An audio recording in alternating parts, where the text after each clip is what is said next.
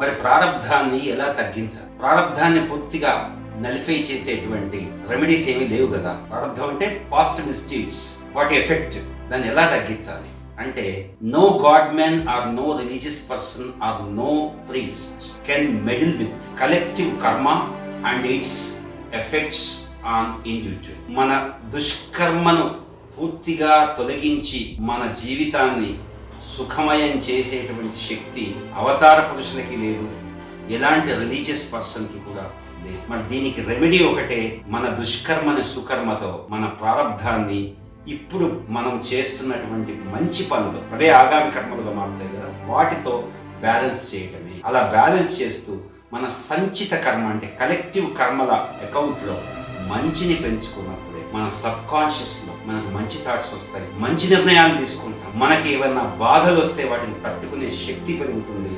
అప్పుడే you will become truly religious spiritual person. నీ వల్ల నీ కుటుంబానికి, ప్రపంచానికి, సమాజానికి ప్రశాంతత, సంతోషం ఉంటాయి.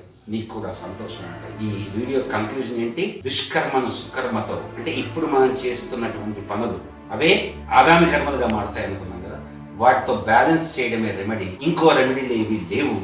ఎవరు మన కర్మను తొలగించే శక్తి లేదు. దాన్ని మన సుకర్మతోనే తొలగించుకోవాలి. ప్రేమ కావాలంటే ప్రేమనివ్వాలి, దయ కావాలంటే దయనివ్వాలి, సహాయం కావాలంటే సహాయం చెయ్యాలి. ఏది మనం సొసైటీ నుంచి ఆశిస్తున్నామో దాన్ని మనం సొసైటీకి, కుటుంబానికి అందించాలి. అది మాత్రమే రెమెడీ. ఈ భావనకి ఎక్కువ ప్రచారం రావాలి. ఓం శాంతి. For more such videos, please like, share and subscribe.